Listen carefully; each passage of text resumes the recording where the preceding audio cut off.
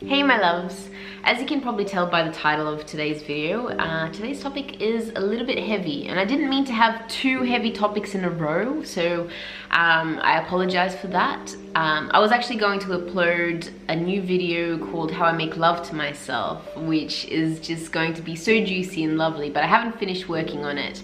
And this video that I recorded with Kyla and Lena yesterday, who are two of my really great friends, it was just so powerful and so incredible. I've been itching to get it out as quickly as possible because I feel like everything that we spoke about in this video just needs to be out in the world, of how two women that had gone through horrible trauma and now thriving in their lives, their journey to healing, and what they think about their perpetrators and just the situations that they found themselves in, their relationship with sex, so much.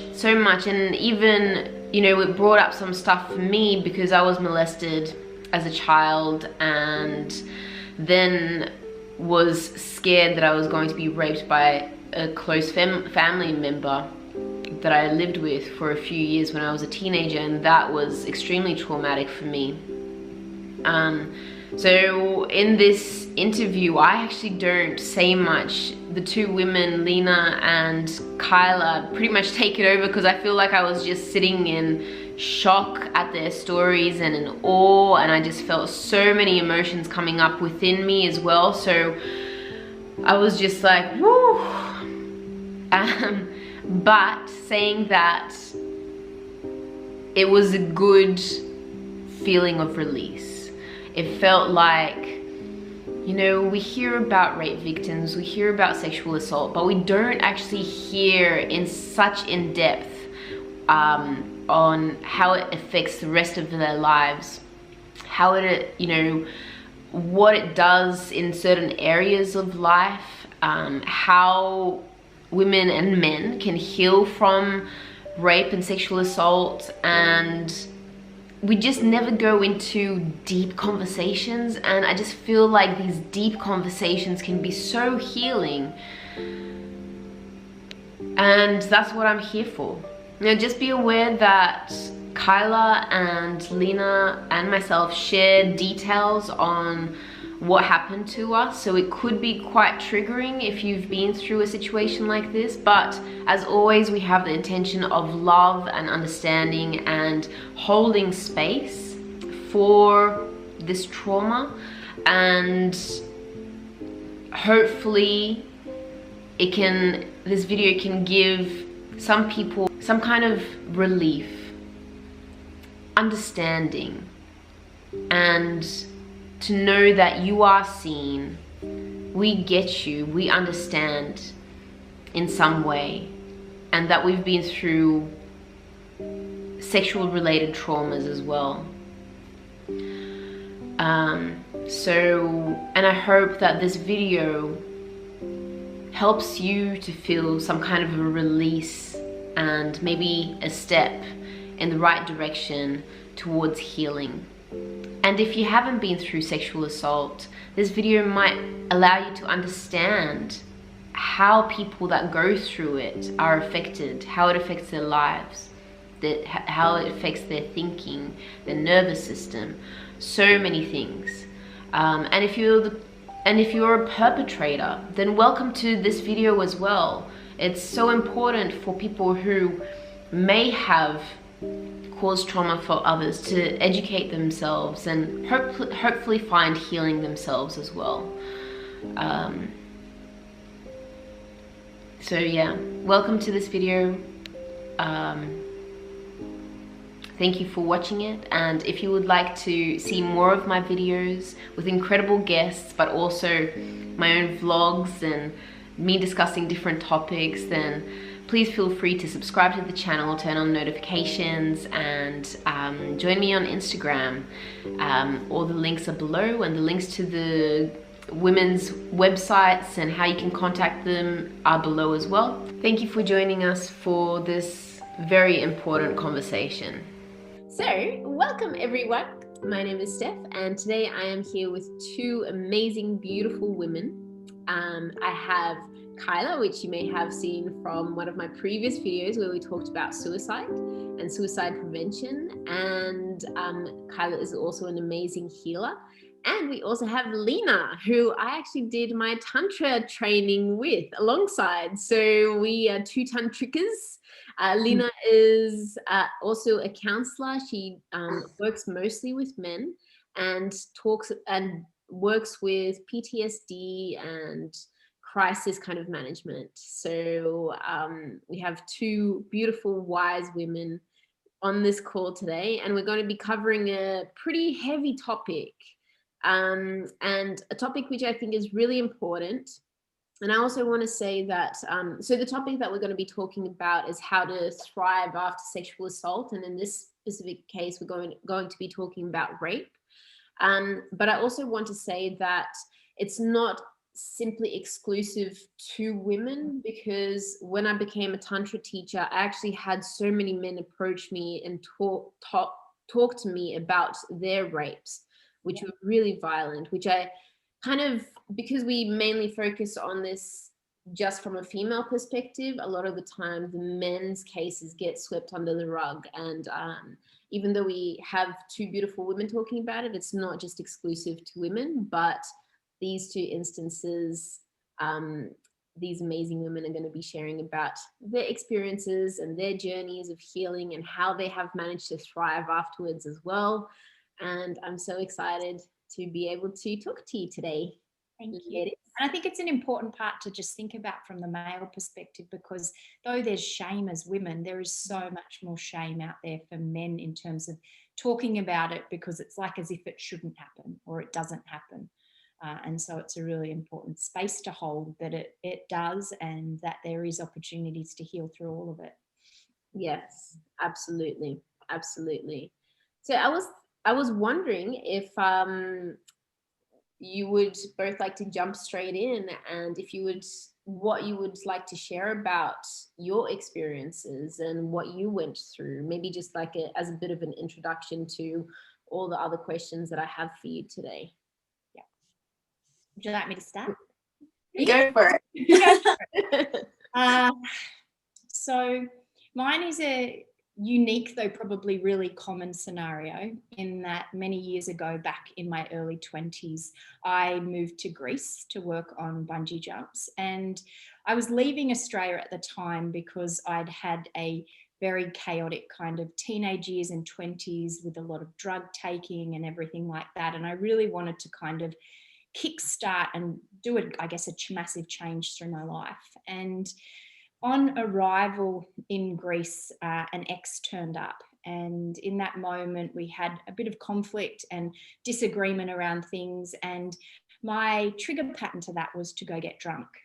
So I met this group of guys there. We were staying in this tiny hostel, and I just wouldn't let him come out with us or anything like that, and just got as obliterated as I could. And when I then went out, so at that point, what I didn't know about Greece at that point, which has been a huge kind of upheaval, and for many years after me leaving, was there was major cases came out. There was a lot of drugging and rohypnol from the bartenders. And so my healing journey is different in that then what happened was I went out, I got drugged, and then I literally completely blacked out. And so I woke up in the gutter. And when I woke up in the gutter, I was totally alone in the old city in Greece. I had no idea where I was. And literally these two angels came towards me. And they were two blonde Swedish girls, all dressed in white. And they just said, "How can we help you?" And they carried me to their hotel. And it was literally like someone had smashed me in the head with a baseball bat as many times as possible, because obviously the drugs really impact you in that way.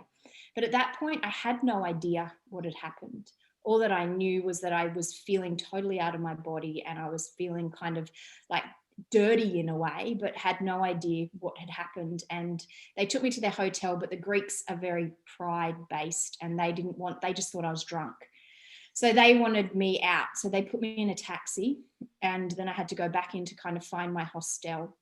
And it took hours, and I was walking through the old city, and I still remember to this day sitting down and just crying and like wishing that my mum was there and just praying to be able to find where I was staying. And I looked up, and I wasn't a prayer, I assure you.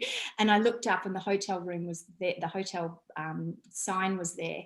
And I went in and kind of went to sleep, and then woke up the next morning, and my ex ran into the room, and he's like, what the fuck happened? And I was like, at that point, I didn't really know what was going on. And the guys who I'd gone out with had disappeared. Now, from that moment forward, basically, I completely shut it all out. So I then went to work in Greece. And what I now know in hindsight was I completely shut down all of my femininity, all of my sexual energy, all of my creative energy.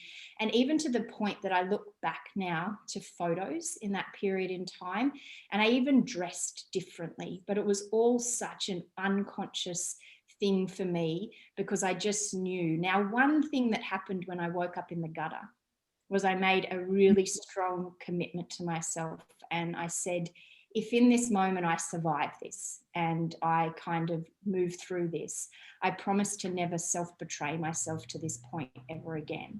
And it was like a catalyst and a transformation in my life, because from that moment in time, I really did. And it kind of, I then met people I worked on the bungee with in Greece, and one of them was from South Africa, and she started to teach me about energy and healing. Now, at this point, I wasn't really even aware of what had gone on. I just knew that I'd had this experience. And then fast forward probably about 15 years, and I'd been doing a lot of personal journey work, healing work on myself. And I had a healing with a friend at that point, and he did a lot of sound therapy and everything like that. And when I walked out, it felt incomplete.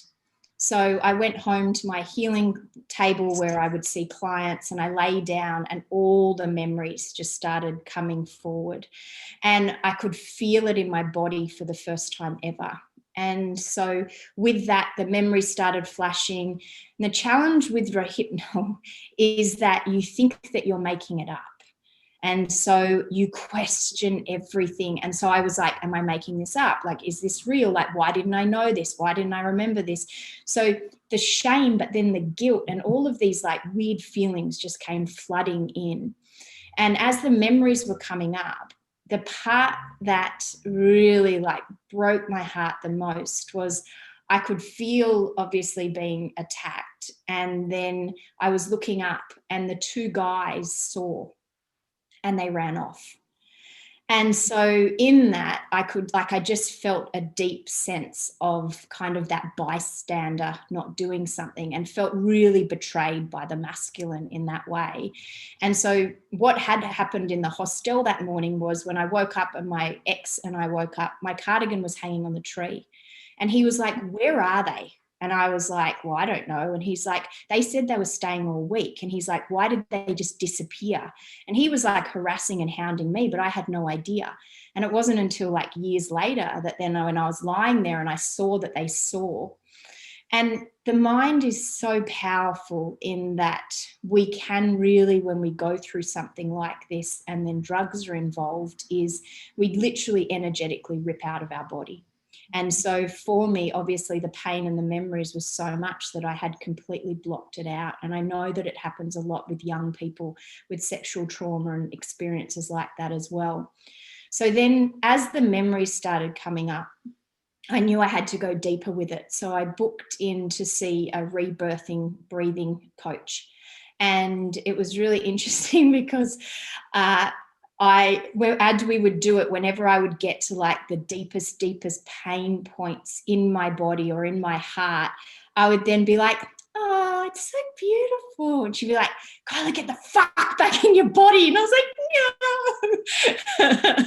And it was just really this realization for me of how easy it is for us to, I guess, bypass, and myself personally, to bypass the pain and the trauma, but that actually going into it was and did and has completely released all the issues from my tissues in a way. And that to me is one of the greatest gifts that then I could move forward from And it took a lot for me to then share with my partner at the time what had happened, but it also started to make a lot of sense about issues that we'd been having in our relationship around me always wanting to be in control and needing to be in that masculine role, and like just so many things. And then like when I would tell, it's really interesting when you start talking about it. And when you start, I would recommend to anyone listening as well, there's two black cockatoos, Steph, flying fast. I know that you love them. That only really be willing, like share with people you feel safe with, and share in a way, especially if there is a memory that's come up new or it's something fresh for you. So I guess I'll pause there because that's, I guess, the main part of the gist of that story. But I guess my intention for today, for anyone that's listening, is to let you know that there is a place and a space beyond the experience that you've had. I then post that got rohypnol twice, 2 other times. And thank goodness, I guess my natural response was to lock myself in the bathroom once, and the police had to smash through the door and get me out. And so it's a really important thing to know, is that we have to be so, so careful and safe and responsible. And that's a big thing that I think when we get past and Lena gets to share her story first, I'll be kind of talking about as well, is that radical self-accountability that came on my part to keep myself safe. And to do actions and behaviours that I feel proud of these days.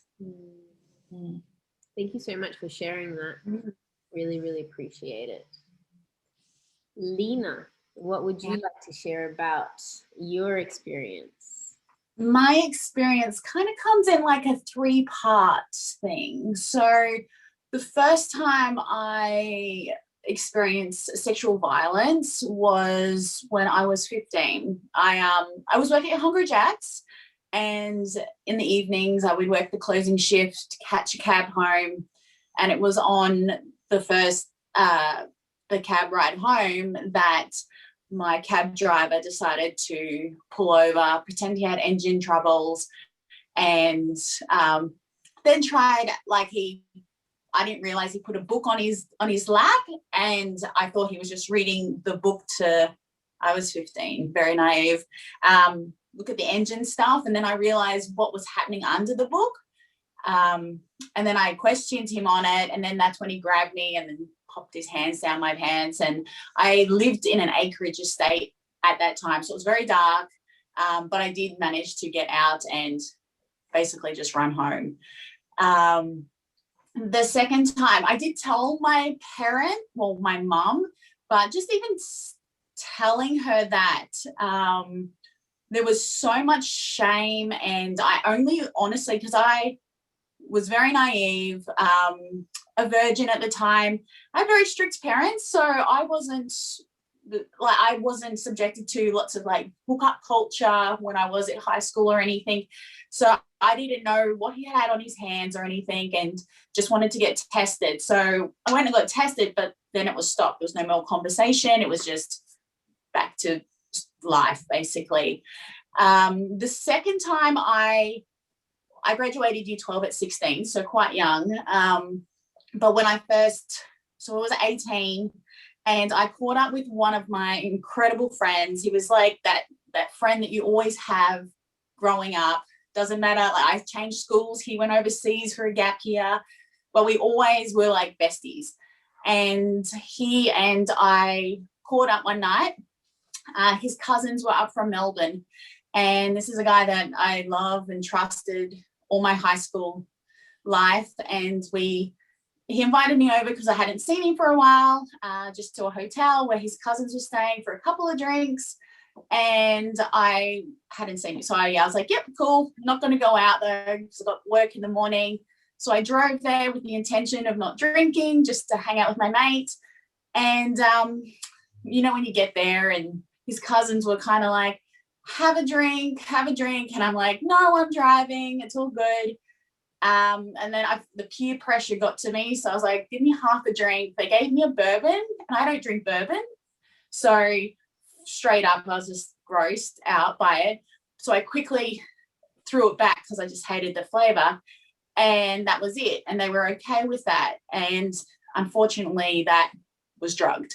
I didn't realize they also drugged my friend at the same time. So my safety there, the person that, I always felt safe, was also incapacitated. And so they ended up taking me. I don't remember much. Like, this is a long time ago. So I have had stuff come back. I've obviously been in the work for quite a while. But they did take me to the spare bedroom and just basically take turns. I don't, at the time, I didn't remember getting home, what happened, anything like that.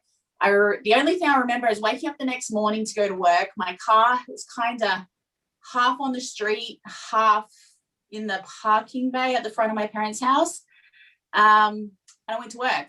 And I woke up with bruising all over my body. But that was like, I noticed it, but then I completely dissociated and I didn't even think about it ever again until the third time. So the third time I was in the Navy, and I got back from weekend leave, and, we have the Navy, you drink a lot. It's quite a big drinking culture. So I had to be back on base that night because I had duty the next morning. Got back, went to bed, passed out, all was fine until I woke up to find another recruit on top of me. And by the time I came to what was happening, like I was pinned down, I couldn't move, and then basically just froze.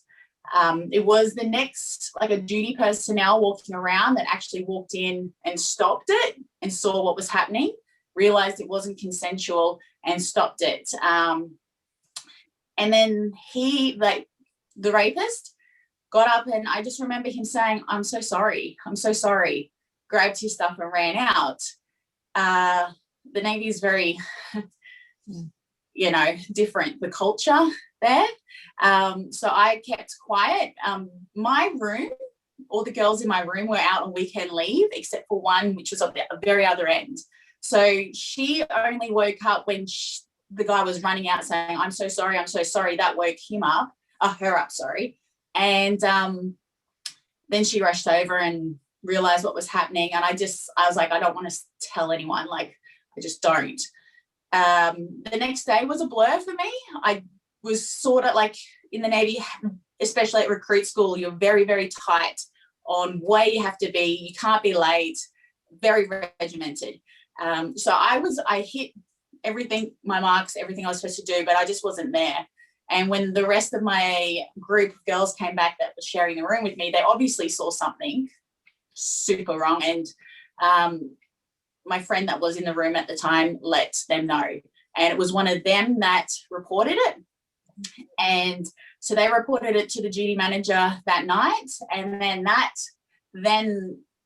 just unleashed a series of events. The cops were called. I was dragged in, questioned. At recruit school, there is nothing. You don't have phones, you don't have anything. So when something happens, everyone's talking about it and everyone sees it, and you become the topic of conversation and all of that. So we were pulled into the room, cops were brought in, popped in a cop car, took us off base. So it was basically paraded around. I got taken to the hospital. I got tested. I didn't ask to be tested. They just did it. So I remember lying there and I just froze. I could just remember feeling, oh my God, I'm getting assaulted again. It was horrible. And that was just nothing was in my control. And I love my friend so much for doing what she did, because I did get into that day, I don't really remember much, but if I kept going in that space, I know she did it out of love and care for me, and knowing that I wouldn't have done it myself. But it was the testing afterwards. I didn't ask to be tested. I didn't ask to be paraded around in front of the whole recruit school to have the next, 8 weeks talked about that. That's that girl that got raped. Yeah. So, and then it was just the rapist was also in another division, so I would see him every day. They put me in when I had to go to the they made me go back into town and do statements with the police like a week later. And because I missed my personal training exam testing, they made me do it on the weekend. But he also missed it because he had to have it. So I had to do it side by side with him. And, you're trying to run how many Ks without having a panic attack and do so many push-ups on the beeping time. And so yeah, that was really hard. And I kind of just shut everything down then. If I showed too much feeling, I was told that I would be backclassed, which means moving to the different division, and that would have put me in his division, which means I would have been in his circle the whole time. So I kind of just shut everything down to survive the rest of the recruit school. And I had an incredible leader though. He was amazing, such an incredible man.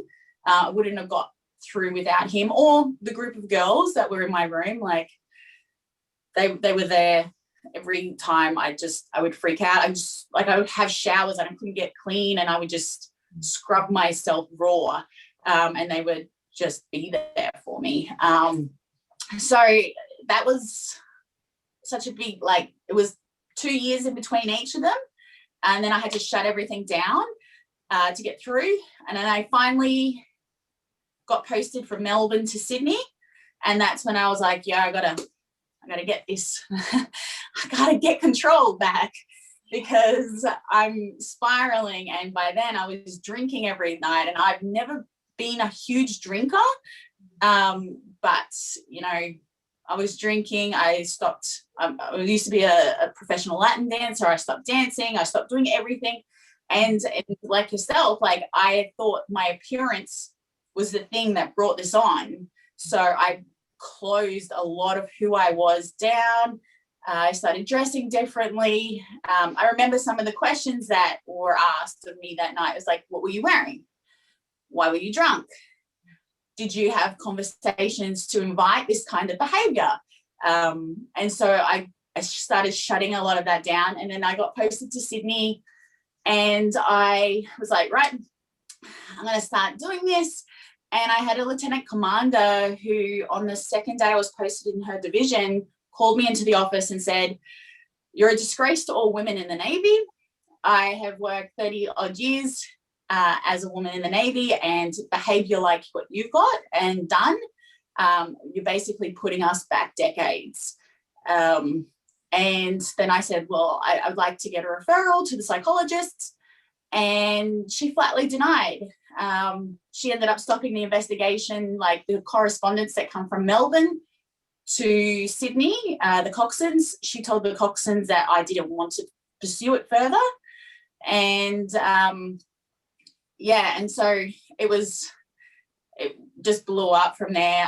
And I stopped trying to help myself until after I discharged, which I ended up discharging from the Navy medically unfit. I was 6 months from the end of my time, but I did post out, and so things started from underneath my lieutenant commander, and things started to get better. But then I got posted back under her again, and I couldn't handle the shame, basically, of her judgments of what had happened. So I put my discharge papers in early and got out. And that's when I started healing, taking a proactive, actions into healing. Wow. Sorry, girls. Oh my God. Wow. Thank you so I'm so sorry that it still exists, that in those types of environments it's not okay to talk about it openly, and then to have the sisterhood and the brotherhood in that way support.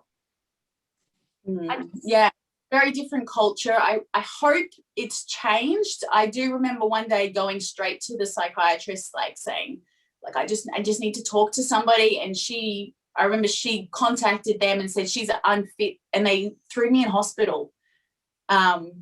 She goes, if she's that unwell to go and see you direct, she deserves to be put in the hospital. And they locked me up in hospital for a week. Wow. So yeah, after that stay, I just.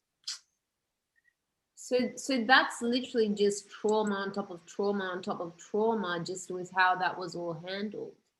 Yeah. I'm so sorry that you went through all of that. That is just unacceptable for It is for humans acceptable.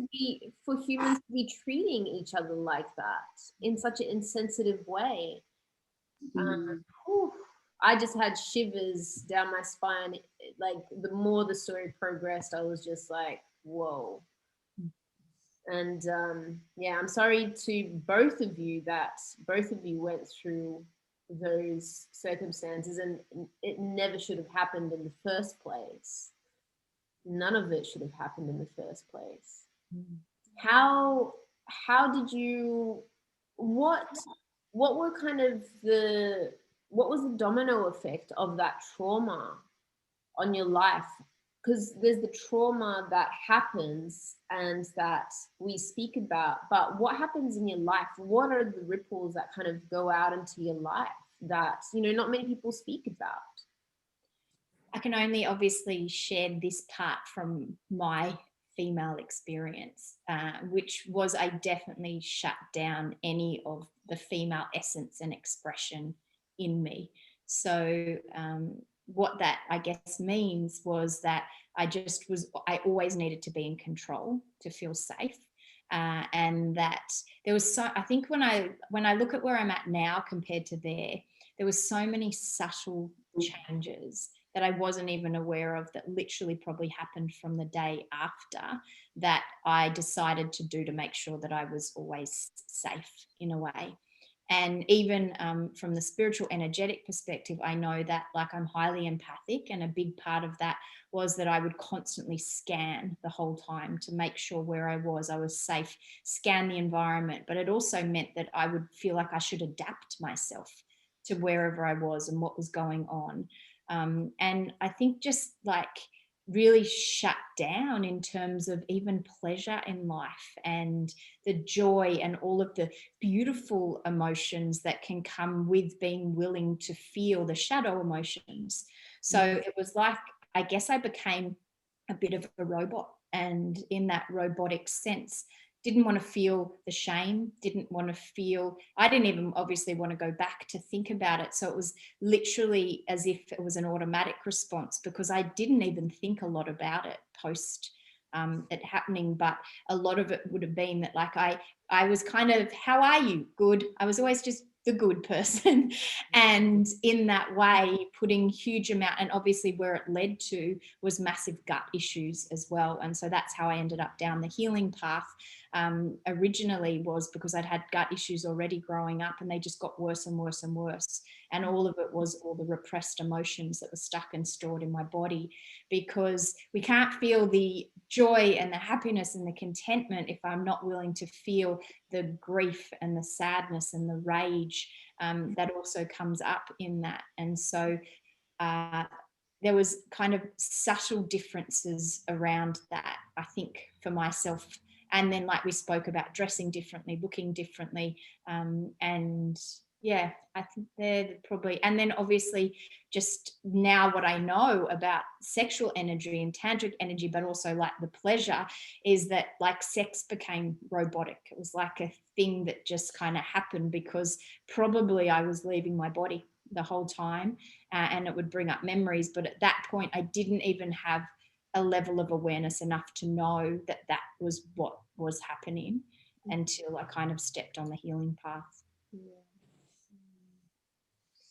So much of what you say is just so relatable and yeah, super similar to me. Like I even now, and honestly, it's like I'm 36 and the first time was 15. So even now, and after how many years, like over a decade of inner work and trauma work and all of that sort of stuff, I still like, I will walk into somewhere and I can't help it but risk assess my environment. And but it's very quick. I don't even realize I'm doing it half the time, but I do. I risk assess everything. Straight afterwards, after the one from the Navy, I was scared that men would just fuck me. If I said no, my no meant nothing. So if I didn't want my word to be, you know, just not honored, so I just would do it. I didn't want to do it, but I was convinced it would just be taken anyway. So, and the control, same. I was very my wounded masculine for such a long time. And like I recently uncoupled with my husband of 16 years, like I was been at 9 months ago.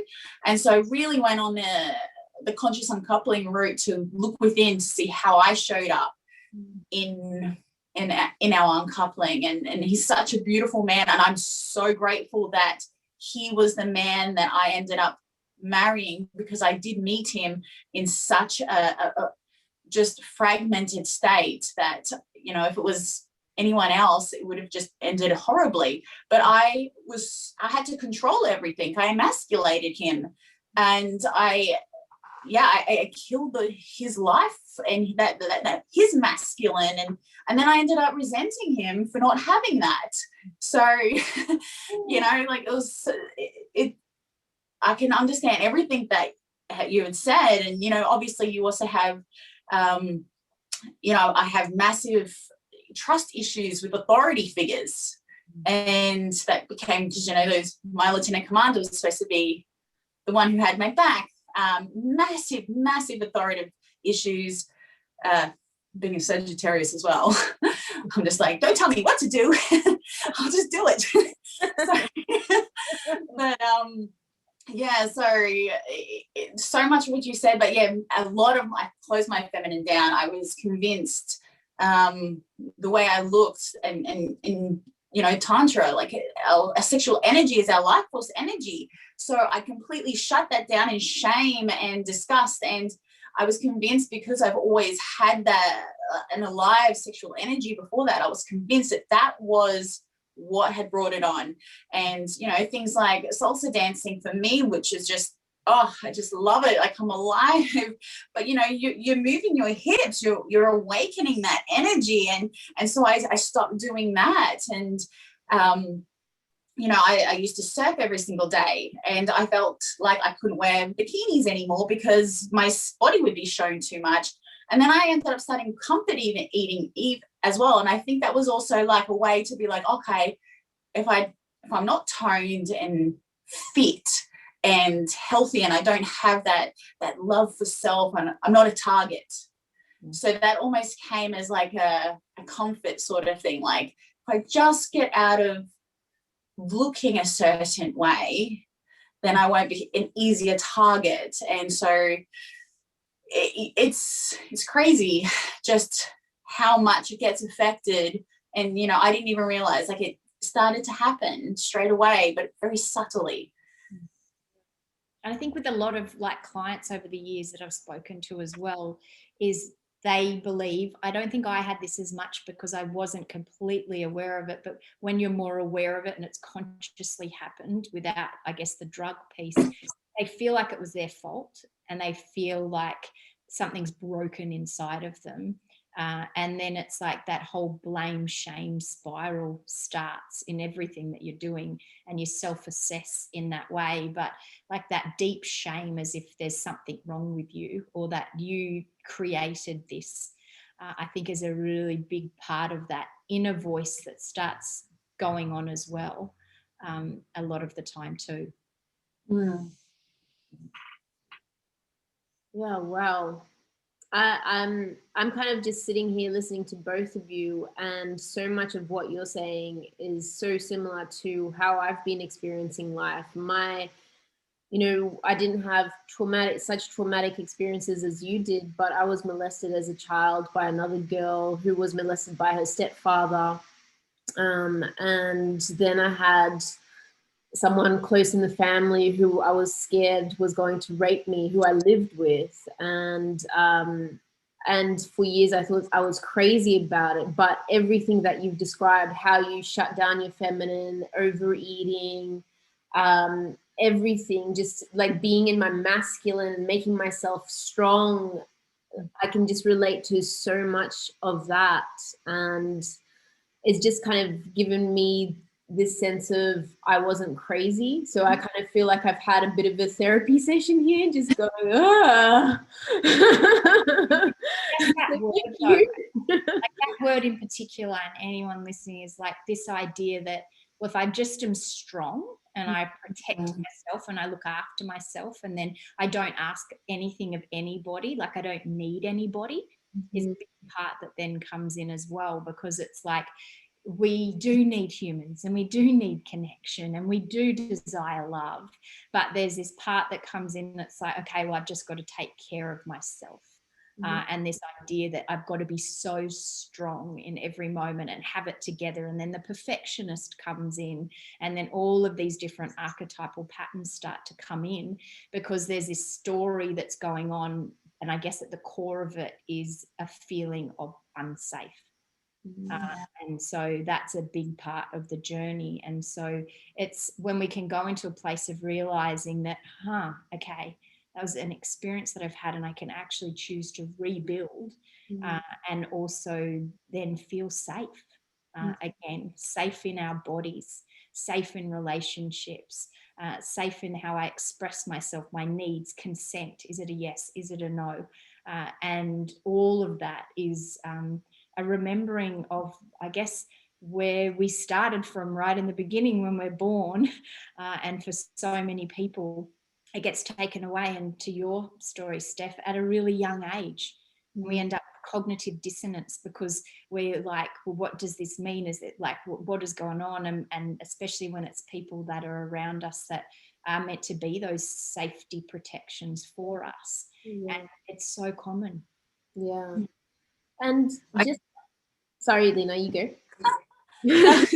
I was just going to say that fiercely independent thing, that's a big one for me. And it wasn't until I started to really learn about the feminine and the masculine energies and our shadows and, you know, my uncoupling, I realized how independent but guarded and closed. And that was beautiful because it was a self-protection tool, but it stops that love coming in, and you know, it stops that intimacy and that connection, like you said, that we so desperately need and crave, and brings that joy to life. And you know, I've got a beautiful new beloved now, and his masculine is just so, it's just so beautiful, and he can just be present, and that's allowing my feminine to really open now and start receiving help, which is something, you know, I slapped a label on myself. I'm a fierce, independent woman. I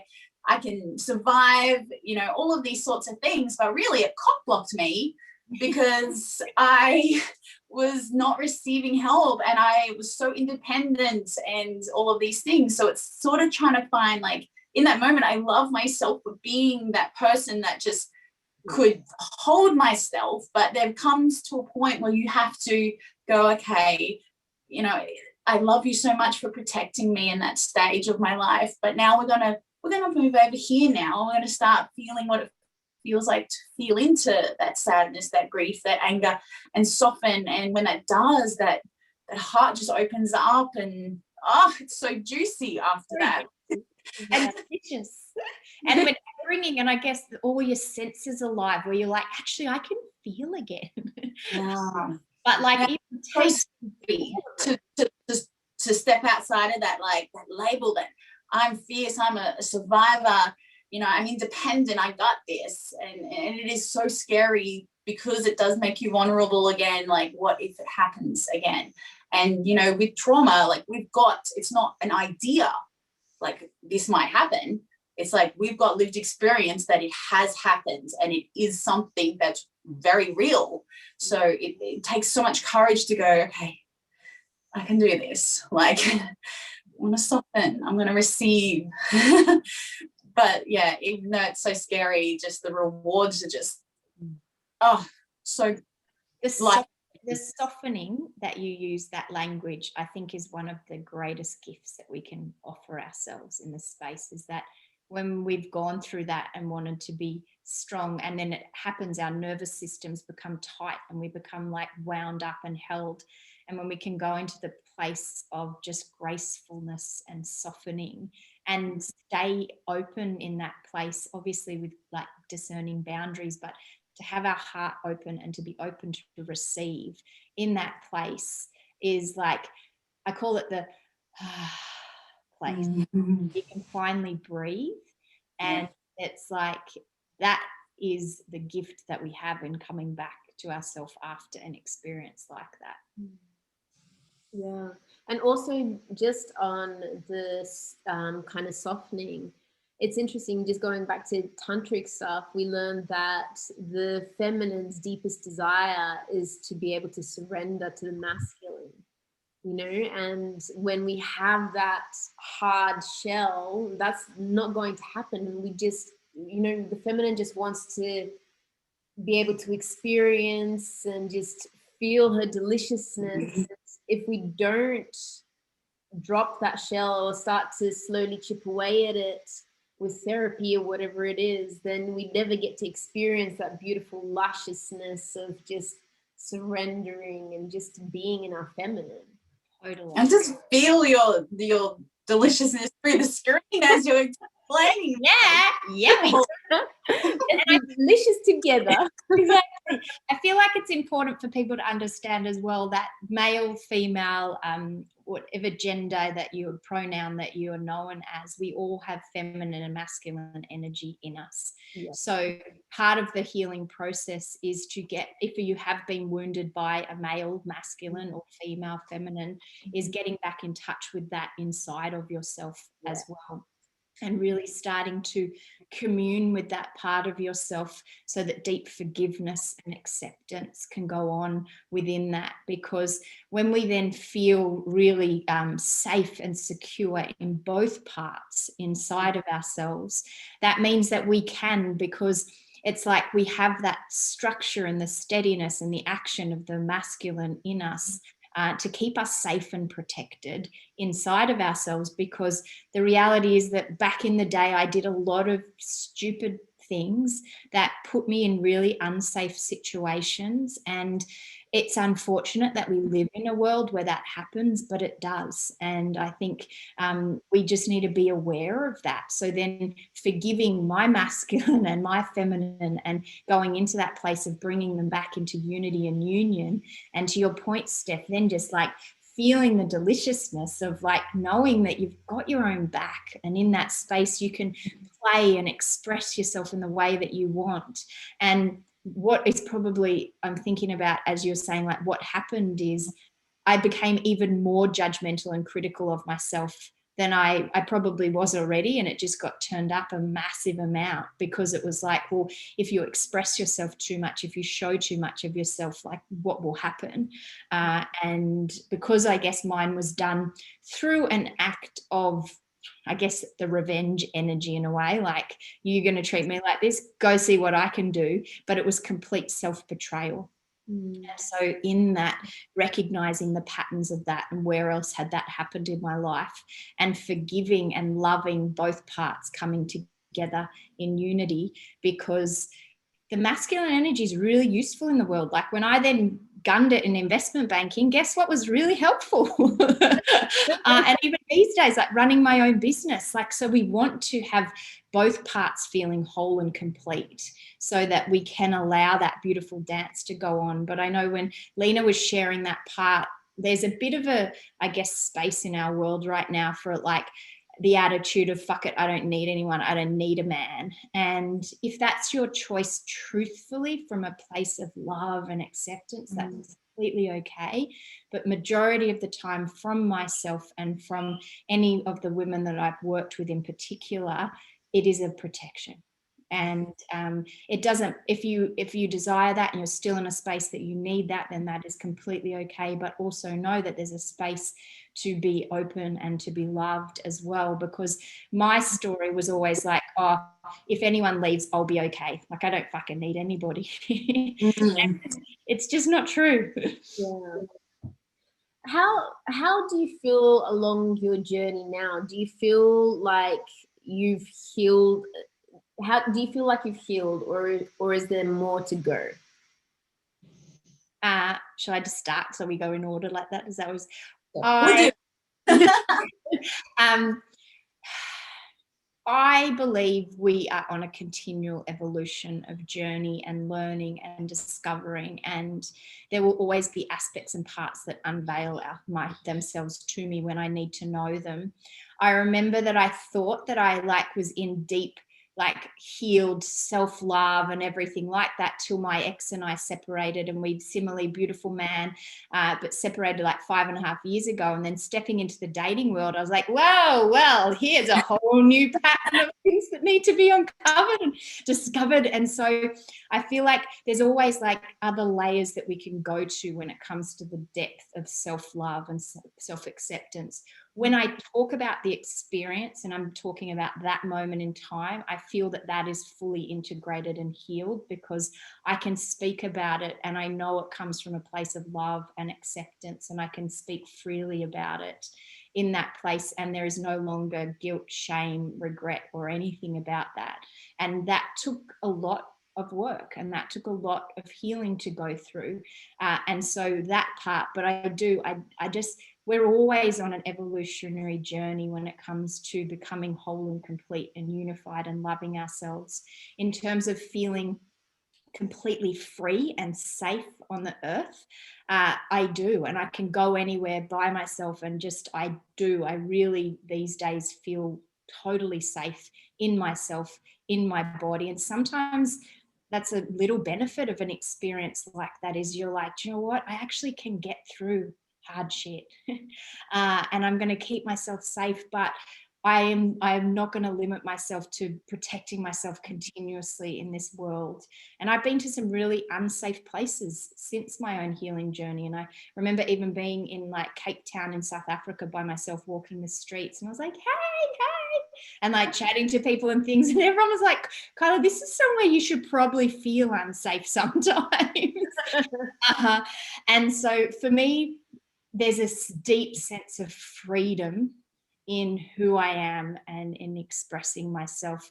But there's still moments where our stories will turn up in terms of, the way I express myself. And so there will still always be moments of awareness with that. The gift is loving yourself through that and loving myself through that part of the journey as well. So one of the biggest things I always say to myself is, how can I love myself more in this moment? And so if I see myself going into the fierce independent part that doesn't need anybody, and that is probably my biggest part that still comes up, just reminding myself that I'm safe to receive and to ask for help, and that it doesn't come with conditions, because that was the big one for me, is that it's going to come with pain, with trauma, and with conditions. Wow. How about yourself, Lena? Very same. It's one big journey, right? You get to this thing, you're like, oh my God, I've worked through my stuff, I'm incredible, and then boom, hello. Reality check. Yeah. But so it's this, it's just layer upon layer, really. But every time it does show up, I find that I'm not in that space for as long as I used to be.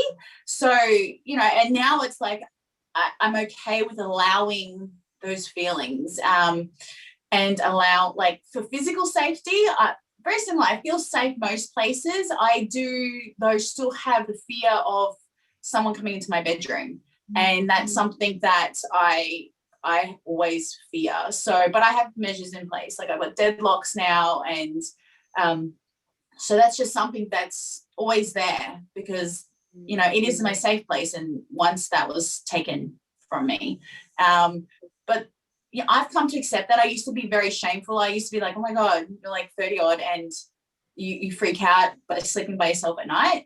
But I met that place with love and acceptance, and now it's just the thing, and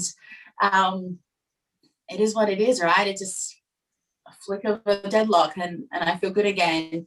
But I feel a lot safer energetically now. I know when I go to a pub, I don't get creeps hit on me, because I think energetically, I'm just, if you're not going to come at me with respect that I deserve and, be all creepy, I just don't get that anymore. And I think people feel that.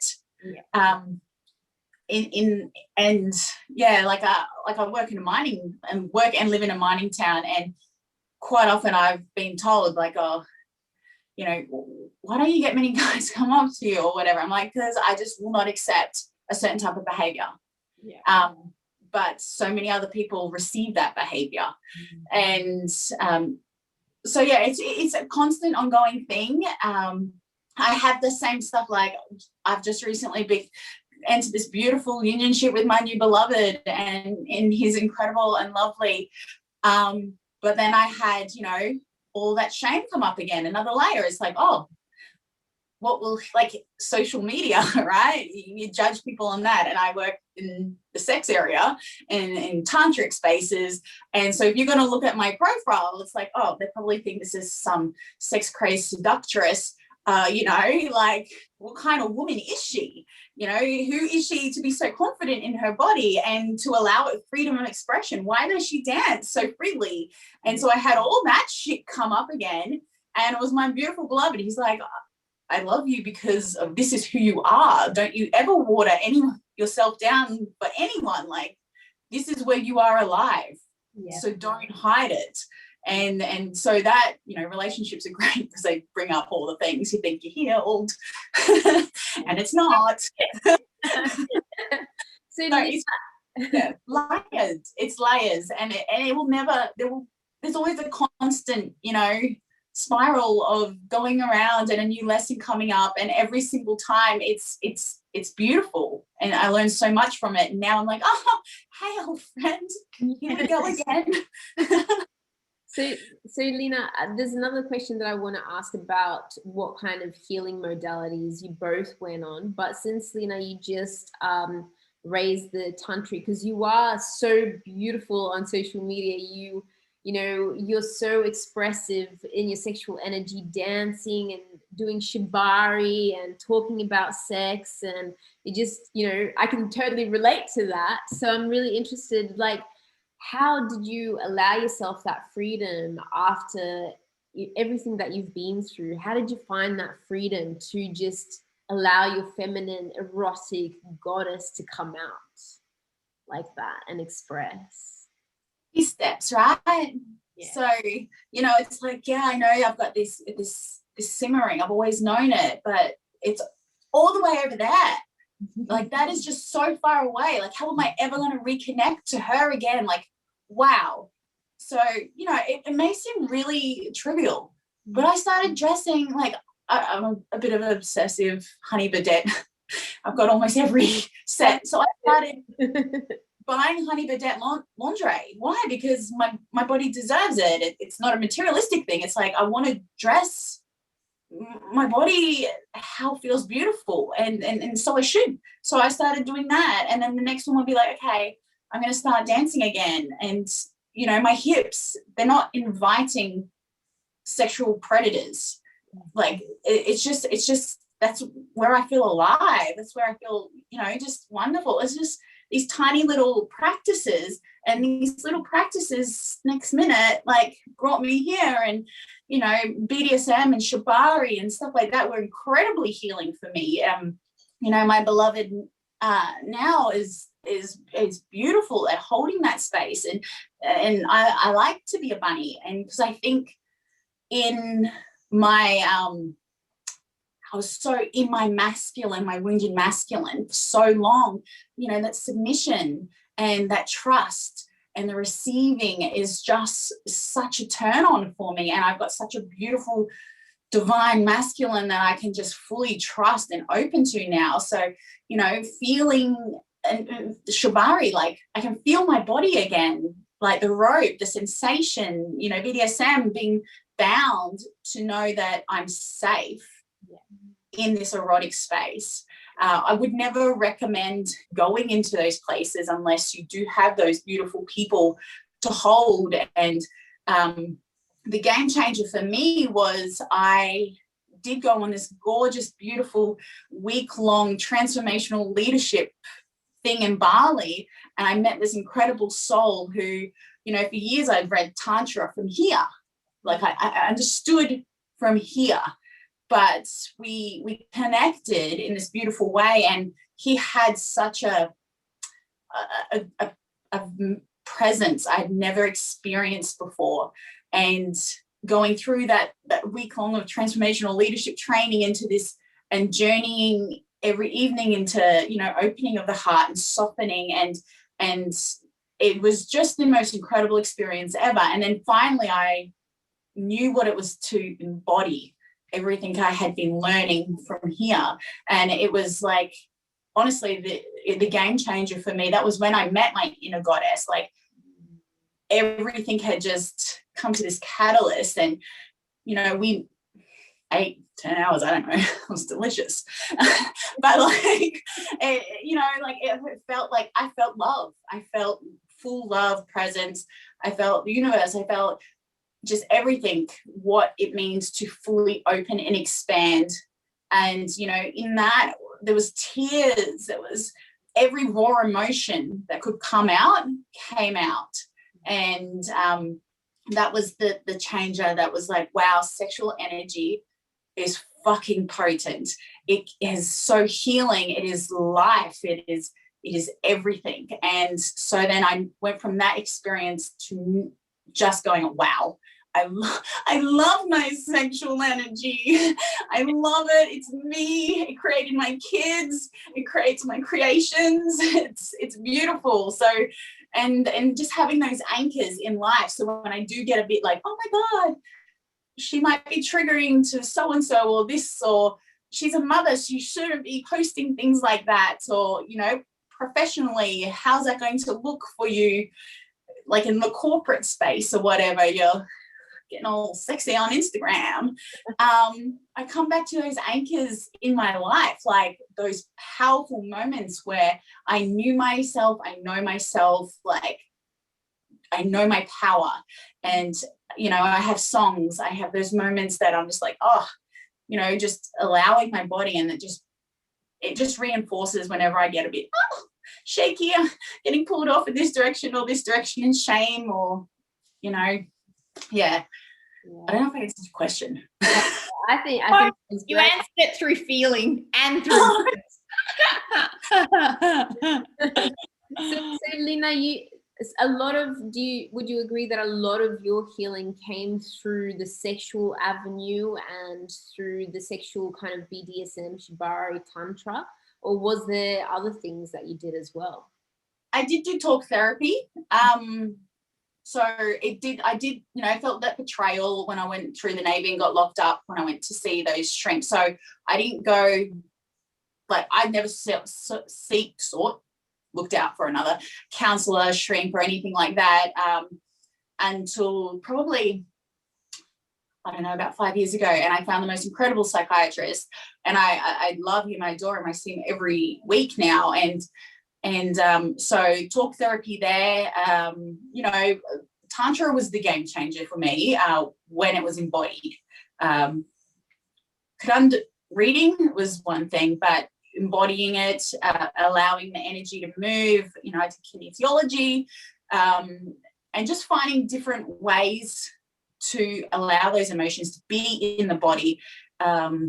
There's just, yeah, I dip my fingers in different places, you know, coaching, life coaching, and just really just feeling into what felt right at the time. And I can't say any of it's better than the other, because it was the journey that I needed. But fully accepting my sexuality, like, I love sex, so, you know, obviously so yeah, I love it.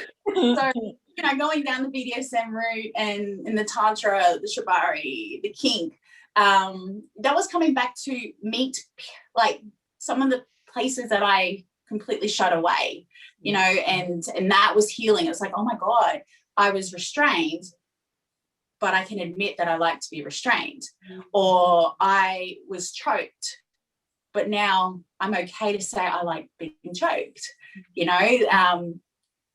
It's like one of my deepest fantasies is to have sex with two men, and at one stage it was like, for many years I was like, how can you say that that's a fantasy when two men raped you and beat you to a pulp? Like, how can you be turned on by two cocks at the same time when two cocks did this to you. So going down that, you know, into those spaces, it was like meeting parts of myself that I denied in shame. But yeah, I really love sex. I like to go into those spaces, but I was lucky that I found healing also in those spaces. But I'm also very aware that, you know, you need to trust your body and get in your body before you go in those spaces, because there's so many people out there like, oh yeah, I can be your dom, I can, you know, be your shaman and teach you about my lingam. And there's a lot of people that aren't in integrity in those places. So I would say go into your body, connect with your body. Your body will never lie to you. Your mind can convince you the sky is purple, but your body, like knowing that and connecting to my body and then going into those places, knew when a choice was like not good, not healthy, not safe. And I trust that more than anything. I love that. And boundary setting, learning about boundary setting, consent, all of that kind of stuff, and embodying them is so important in those spaces. 100% agree with you, Lena. Yeah, that's a great share, and I'm so excited about your journey as well. Kyla, and I love that you say that you love sex, because it's so good to hear women say that, just like, I love sex. I love sex.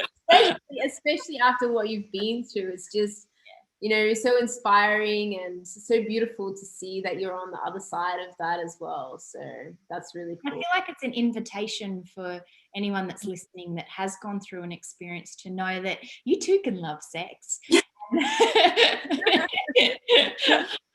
And that it's that process to go through and figure out what it is for you as well, but that there is that hope on the other side of whatever experience you've had. Yeah, and if you don't love sex, that's okay as well. Totally. That's totally okay. Yeah, and so it's like, you know, if you want to, the sex, if you don't love sex, that's fine. You know, you can also love self-pleasure.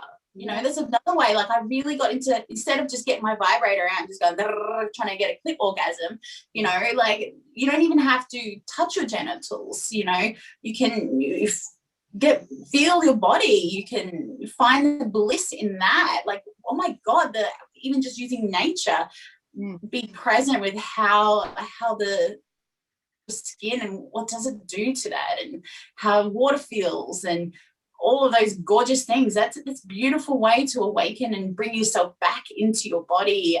And then, you know, that sex thing with another person may come later. Just loving yourself and doing what you need to in this moment. Yeah. And I think the fact that you shared the presence, like, honestly, the greatest healer is being present and being present with those experiences again, because often we do become, and I became, like, out of body the whole time and not present. And with that, anything can become pleasurable and enjoyable. And when we release it out and we're welcome in our body again, because I know you shared before, Steph, in terms of like, well, what happens physically, there is a lot of women post some form of trauma end up with a lot of body weight, because it's that protection, and it's the physical protection that is in a way an energetic protection. And the more that we're present with our pain and with the pleasure, we can then just allow ourselves to be in that moment and enjoy all the deliciousness of life. And what about your healing journey, Kyla? What did you do in order to kind of thrive, I guess, after your experience? We'll just say, what did I not do? And that might be easier. As Lena was sharing, I was thinking about, so a lot of people that meet me now will be like, like they aren't aware of what we've gone through. And Lena, I imagine when people see you expressing so freely, is that a lot of the time people don't understand what it's taken to get to this point. And it doesn't matter, because we know and we can be proud of that.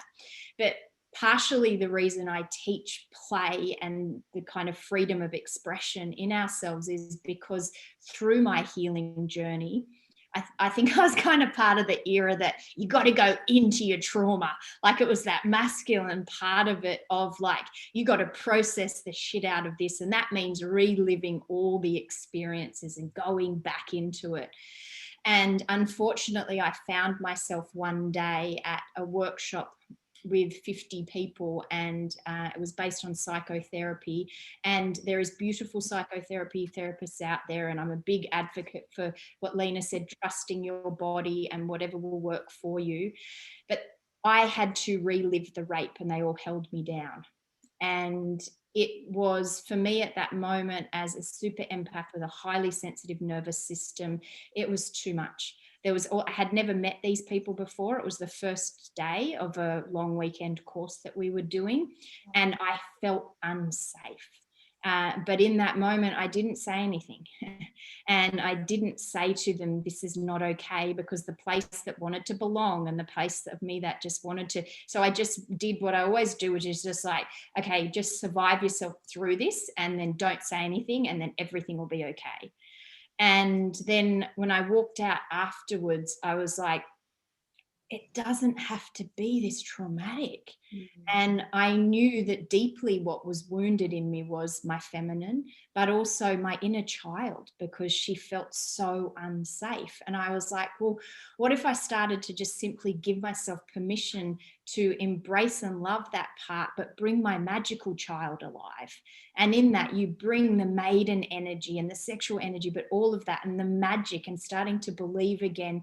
And that I didn't actually have to relive it. Now, some of it is important to get the issues out of the tissues. And so I'm not saying, I'm not anti any of the modalities, but a big one for my journey has been the soul coaching, which is the process that I now train new soul coaches in, because it allows you to go inwards into your body, find the answers, go into a place of healing. We do belief work and we go within, but you don't have to relive it.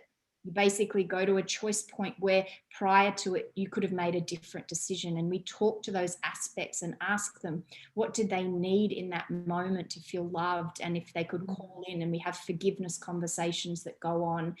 And it was really, that experience was a beautiful, this is where I'm a big believer in every experience along my path has taught me something that has enabled me to be the greatest teacher and coach that I can be now, because I've kind of I feel like I've gone through every experience of modalities so that I can be like, okay, cool. Which ones like that do I want to embody, if that says so? The more that I then went down that path, I found that the more clients were able to go into love and acceptance and release energetically without needing to always relive the trauma. And I'm a big believer in the necessity of talking therapies for people, and they have big solutions. But sometimes it gets to the point that we can talk through it so much that every time we do, we relive it in our body, in our cells, in our energy. And there can be this idea that, well, I am constantly a victim of this, or I am a survivor of this. And it's like, no, you are an infinite, all-loving, unconditionally loving soul that has had a really sucky experience. And I'm sorry that it's gone on, like, to each of you as well, and myself. But there is so much love beyond that. And for me, when I experienced like being held down and being in that room, it was kind of like, I know there's another way. And the other way is play for me, and getting into that playfulness and expressing the feminine in any way that feels right for people. If it's BDSM, if it's like painting, if it's just dancing like crazy, if it's surfing, if it's whatever it is, but getting us into that childlike play state and letting that part know you're safe and you're free. And in that, there's like that cheeky curiosity for life that comes back. That's like, hey, give me more of that deliciousness, that aliveness, and that permission to, I always say, that permission to press play your way, which means that with fierce boundaries, you can say yes, you can say no, you can know what all your needs are emotionally, mentally, physically, spiritually, sexually, and express them in a way that feels right for you. And sometimes in safe environments, testing the boundaries a little bit, but from a place of playful curiosity of like, okay, well, what does it feel like for me to feel even more life? And so for me, it was a gradual, long process, because I went through so many different steps and stages of it. But obviously energy healing was a big part for me, and going into that space of being willing to go back into my body and listening to it and listening to the messages of it, and actually finding wisdom and uh, wisdom and probably direction and clarity from going within, in terms of, okay, well, if I'm feeling unsafe, if that unsafe part had a message for me, what would it be telling me? And, or if that shut down part had a message, what would it be telling me? There's a part that feels unsafe, or what do I need to feel safe in this moment? And when I started to go in more and more and more and realize that all the answers to life are inside of me, a freedom comes in the knowing that all of these experiences that I've had, like what beyond even just the ones we're talking about today, allowed me to be who I am today, and allowed me to now hold space for people that have gone through these experiences. And from a soul's perspective, I just know that it was part of my path to be able to now be here today and really say, like, let's eradicate this shame conversation. I think I was talking to Steph, like part of doing this conversation, because I remember someone said to me when I started dating, oh, don't tell men because they won't be able to like handle it. And I was like, what the fuck? I was like, the man that I end up with will be able to handle this. And I was like, but it was like this whole shame conversation, which wasn't my story, it was theirs. And I've had beautiful conversations with men around my experience, and nearly all of them have just said, I'm sorry. Like, I'm really sorry that this happened to you. And I think that that's the voice that we have, is that we want to just eradicate this idea that there should be shame in these conversations, when it's like, wherever you are in your journey, even if hearing this today has just made you say, huh, that's curious, I wonder if, it's like, be open to wherever you need to go, and trust that inside there is a spirit and a soul that will guide you in the direction that you need to go, and the right teachers, the right people will turn up in that space. And as we were talking before, Steph, and you shared your experience, and you said it wasn't as big as ours. I just want to honor that it was, hun. Like, and that little girl inside of you, we love her. And your experience and what you went through is just hugely as valid as ours. And I just want to honor that, because one of the greatest things I know with people that we hold on to is those child experiences. And it may not be as vivid because we're not as present, or when we're younger, but it is just as hugely important to acknowledge it. Yeah. Thank you. Thank you so much for that. And it's funny because on a mental note, I know that because I understand trauma, and trauma is trauma. But when I hear stories like that, it's so easy to just compare and go, I didn't go through something like that, you know, when we compared traumas and who's been through worse and all that kind of stuff. And yeah, thank you. I appreciate that. That's some clients, like some of my traumas I've journeyed on and healed along my own journey, was like, I remember a first day of school when we moved from Hong Kong to Australia, and I tripped over and cut my nose. And it was like one of my greatest traumas to heal. And so to your point, it's like whatever feels traumatic in your body and creates some form of response, that's something to look at and to release, and to give yourself permission to be free from. And it's not a matter of like better or worse, or the different experiences that we've had.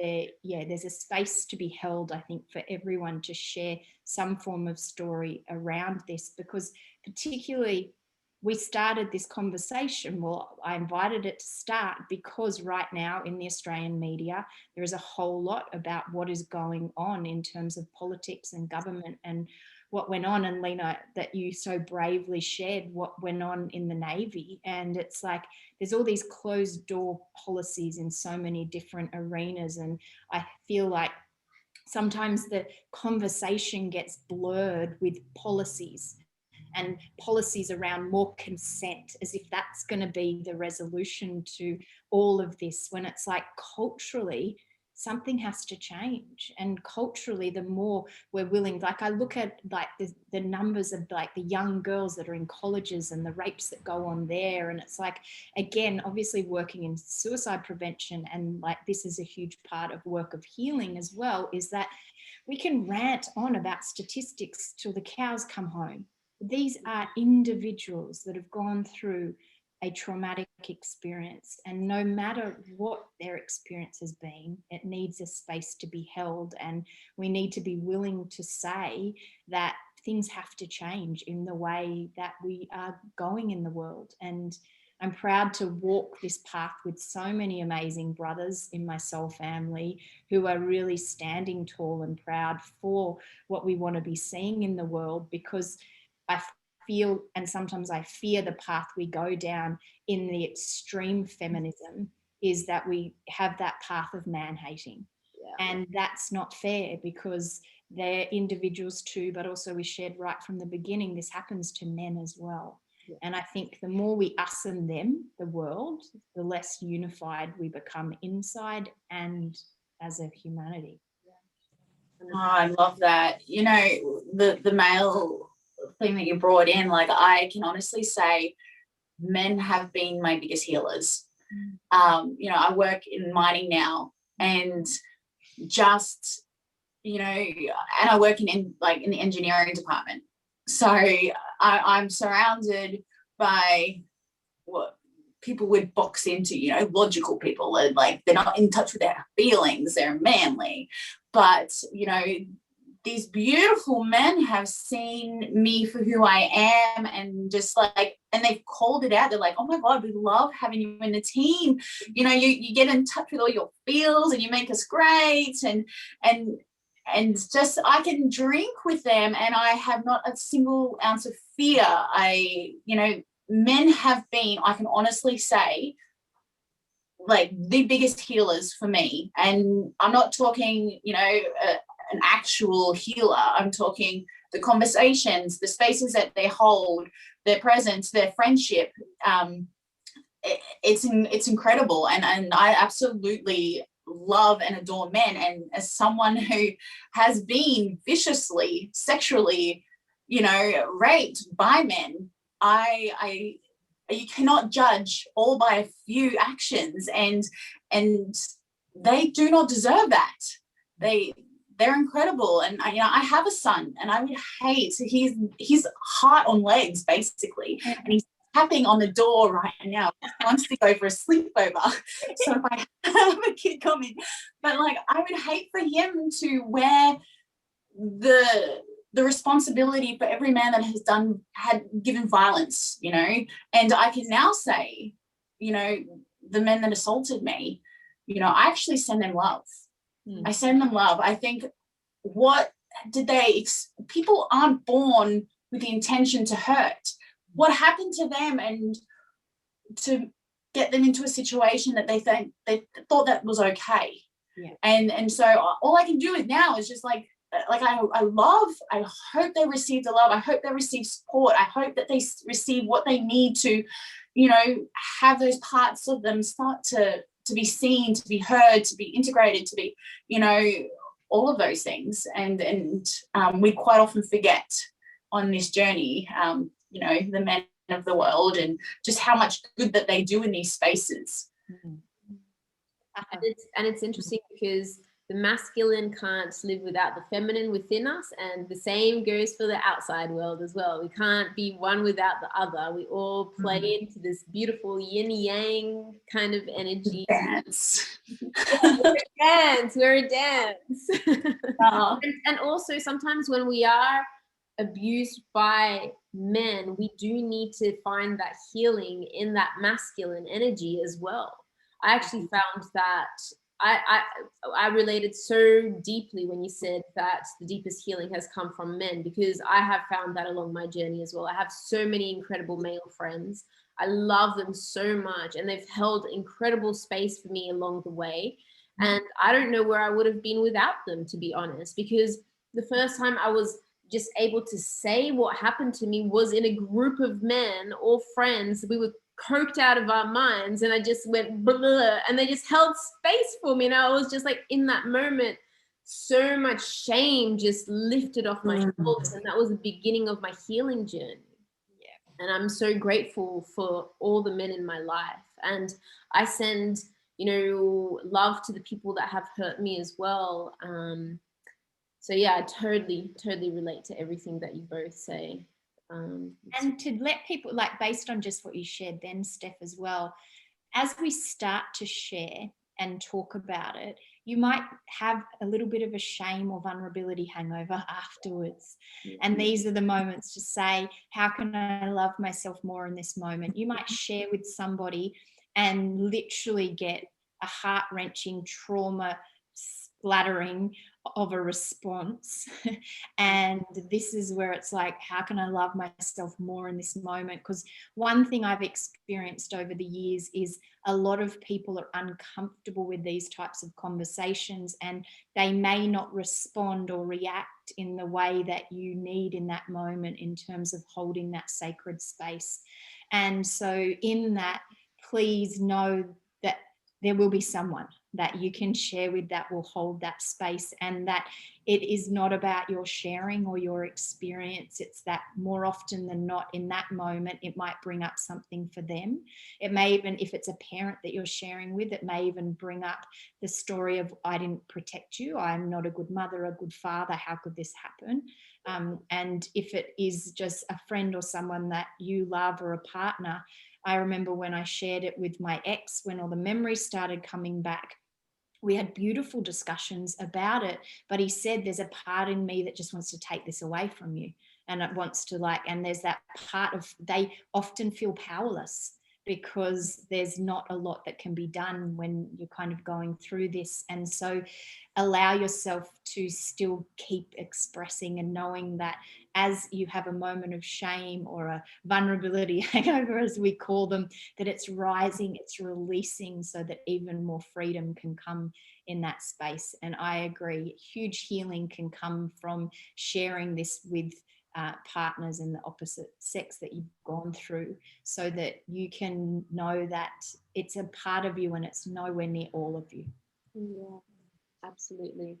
And I know, Lena, thank you so much, Kyla. I know, Lena, you have your kids tapping on the door right now. Okay, I ignored them enough. They've stopped. And it's been such a beautiful, full-on, amazing conversation. I was just wondering if there's anything else that you feel that you would like to share with anyone who's been through this, even maybe if perpetrators are watching this right now, or just anyone who wants to be able to support people who have been through this kind of an experience. Is there anything that you really feel you would like to share with them? Did you want to go first? Look, I feel like for all areas, the key is forgiveness. And so whatever side you sit on with this type of experience, being willing to go into a place of love and acceptance and forgiveness, but knowing also that to get there, you might need to go through some rage, some screaming, some yelling, some whatever emotions came through at that moment to allow it out.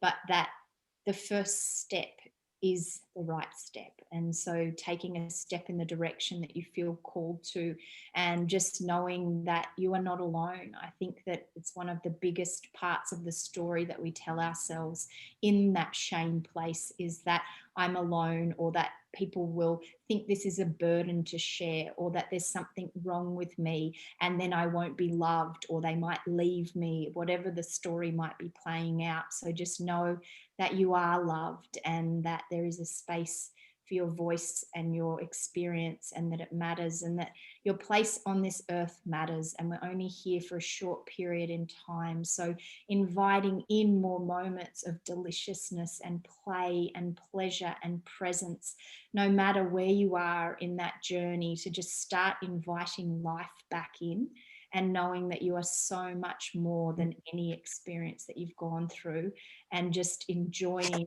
every moment that you can, including your little children. Oh, look at you, you angel. Give me 2 more minutes.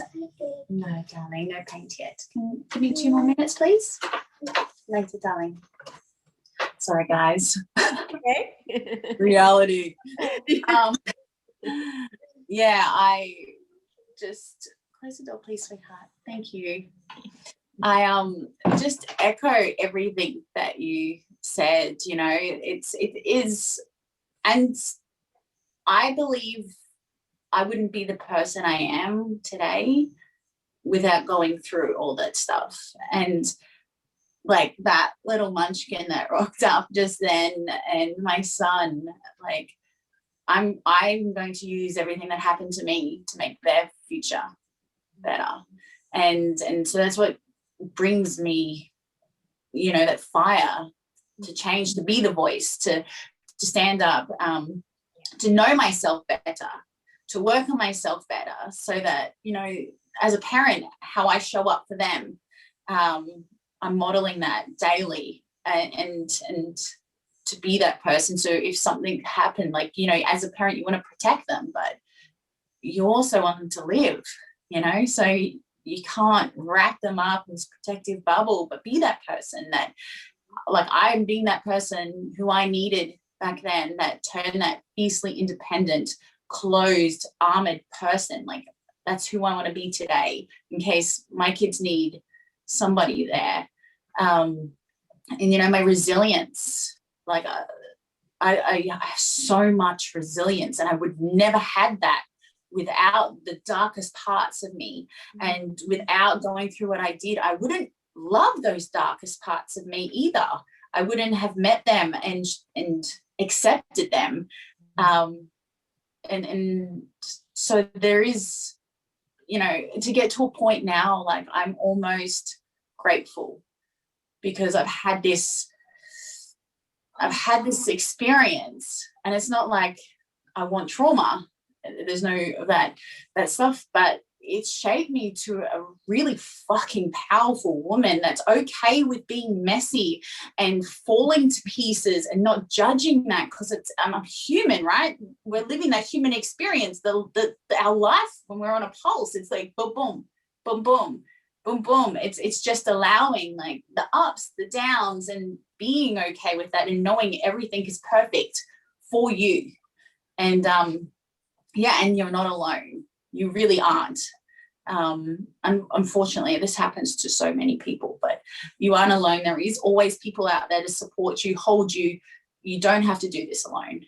And you know, it keeps going. It keeps going. And yeah. And then I think anyone listening who has had someone go through it that they might want to be holding space for, let them talk, let them express. There's nothing broken, there's nothing that needs fixing in that moment, but to just allow them and just continue to invite them to express themselves more freely in their bodies, in their body, in their words, in how they are, and from a place of safety, and knowing that for each and every person, there is no dedicated timeline for this. And so allowing people to go through it in their own space, in a place of love and acceptance, but just being that continual reminder, which I hope we all are in this space, which is that as you move through this, things feel lighter and brighter and more enjoyable. But I imagine that some people, like, when we hear these stories, we don't know what to say, we don't know what to do. And just listening is often, and saying to someone, I'm really sorry that that happened, is more than enough. Definitely. Yeah. This has been such an incredible conversation. I've just been like, my brain and my heart has exploded a million times. And thank you so much to both of you for being brave enough to talk about your experiences, and for being such incredible role models for being able to thrive, and how you get through your healing journey, and that you're still on it, just being so authentic and real, which I think is needed right now more than ever. So thank you so much for being those incredible women to kind of put it all out there and just be your authentic self on your journey. I think that's really incredible. And Lena, if people wanted to get in touch with you or learn more about you, where would they go? Instagram, Lena Joy Barrett. Going there to watch you dancing next. Yeah, and you know what, as well, I just want to quickly touch on base, like the play thing that you said, like I'm massive advocate for that. And so I also do like lots of like just play, have fun, right? And so I do have another Instagram, but it's not in this space, not in the counseling space, but I bought a yacht because why not? Because life is fun. And I have another Instagram and a YouTube channel now, Sunseeing Free. So jump onto that because that's lots of fun. And my counseling / tantra is Lena Joy Barrett. Travels, my yacht one is Sunseeing Free. Oh, love that. Love it. And congratulations on purchasing your yacht. I know that it was such a big dream of yours for forever. Forever. I was a little girl, so yeah. Yeah, that's amazing. Freedom. Yeah. And Kyla, if people wanted to get in touch with you or learn more about you, where do they go? Yeah, so KylaTustin.com. Yeah. And then same on Instagram. Yeah, and I'll put the links to your bios and to the website in the bio links below. And thank you, darling, for holding space for these. Yes, I love everything that you do, Steph. I'm like, I love you. I love you. Yeah. Thank you so much. I really, really appreciate it. And I'm receiving the love. Thank you so much, ladies, once again. And maybe we'll even do another conversation at some stage because I feel like we could go on forever. Great. I like your rock. Queens, love this. What? What? They're just such queens. I love this. I know. It was great. Okay, so that's it. Thank you so much.